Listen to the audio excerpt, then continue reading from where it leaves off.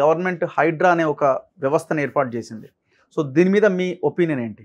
నా నా ఒపీనియన్ ఏంటంటే, ఇప్పుడు తెలంగాణ కొత్త స్టేట్ కనుక ప్రస్తుత గవర్నమెంటు సెకండ్ గవర్నమెంటే. ఫస్ట్ టీఆర్ఎస్ ఉండే, ఇప్పుడు కాంగ్రెస్. ఇది ఒక ఐడియల్ టైం. వీళ్ళు good or bad they started HYDRAA యా యాక్టివిటీ స్టార్ట్ అయింది. So that should be allowed to continue. అయితే మరి దానికి కూడా ఒక డైరెక్షన్ ఉండాలి కదా. అదే అంటున్నాను. మొత్తం స్టేట్ గవర్నమెంట్కు హైడ్రా లాంటివి ఎన్నో ఇన్స్టిట్యూషన్స్ ఉన్నాయి. For example pollution control board 1976లో ఏర్పడ్డది. దానికి కూడా ఒక డైరెక్షన్ ఉండాలి. వాళ్ళు ఎందుకు కదులుతలేరు? ఇవే లేక్స్లలో క్వాలిటీ ఆఫ్ వాటర్ పొల్యూట్ అయ్యి అది మొత్తం పనికి రాకుండా పోతుంటాయి. మరి పీసీబీ ఏం పనిచేస్తుంది? సో ఇన్స్టిట్యూషన్స్ ఉన్నాయి, యూనివర్సిటీస్ ఉన్నాయి. Environment as a subject world wide ఎంత ఇంపార్టెంట్ అని అందరు అనుకుంటుంటే మన యూనివర్సిటీస్ ఎందుకు కదులుతలేవు? సో మన స్టూడెంట్స్కు ఇవ్వవలసిన ఎడ్యుకేషన్ ఇస్తలేం. సో దీని కొరకు నేనేమంటున్నా అంటే, కొత్త స్టేట్ కనుక Telangana government should immediately constitute environment protection authority. ఇది ఎందుకు చెప్తున్నా అంటే, చట్టం ఆల్రెడీ ఉంది కేంద్ర స్థాయిలో. 1986లో పర్యావరణ పరిరక్షణ చట్టం వచ్చింది. ఎందుకు వచ్చిందంటే 1984లో భోపాల్ గ్యాస్ డిజాస్టర్ అయింది.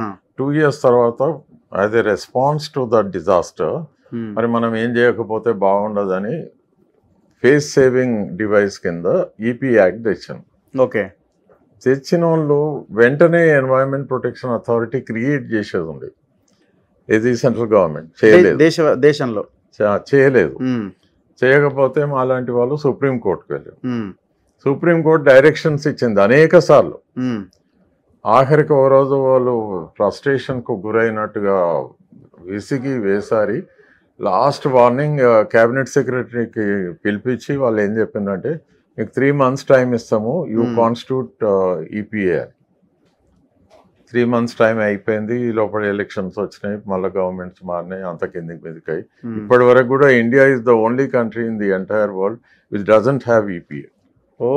It's a matter of only country. ఎందుకంటున్నా అంటే, లార్జెస్ట్ డెమోక్రసీ, హైయెస్ట్ పాపులేషన్, 140 కోట్ల జనాభా. అండ్ ఈ అథారిటీ ఏం చేయాలి సార్?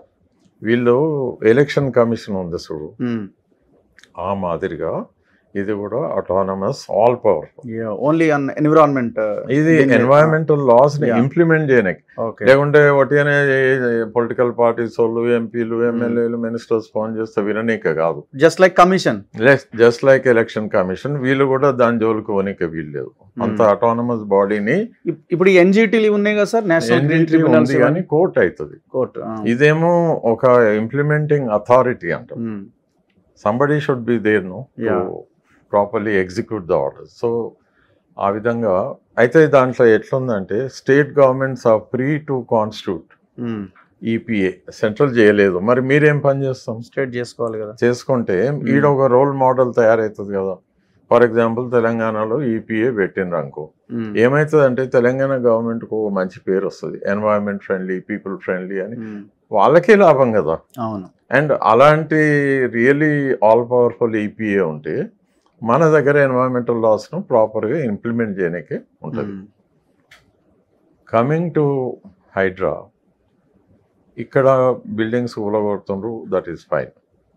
కానీ ఆ ప్రతి బిల్డింగ్కు ఎవరెవరు అనుమతులు ఇచ్చిండ్రు కదా, వాళ్ళ సంతకాలు ఉన్నాయి కదా. ఆ బిల్డింగ్ పర్మిషన్స్ అన్నీ కలెక్ట్ చేసి ఎవరు సంతకాలు ఉన్నాయో వాళ్ళను ఆటోమేటికలీ ప్రాసిక్యూట్ చేయాలి కదా. ఇది చాలా very important idea. But who gave the permission? ఎవరెంత తీసుకొని ఇచ్చిండ్రో తర్వాత, but who gave the permission? Come on, let them justify the permission. చాలా ఇది. తర్వాత ఇదంటే హైదరాబాద్ కనుక వీఆర్ సీయింగ్ కొన్ని లేక్స్, కొంత విఐపీస్, ఎలిట్స్ కట్టుకో, ఫర్ ఎగ్జాంపుల్ నాగార్జున, ఇవి మనం చూస్తున్నాం. కానీ తెలంగాణ మొత్తం ఇది లేక్ సివిలైజేషనే కదా.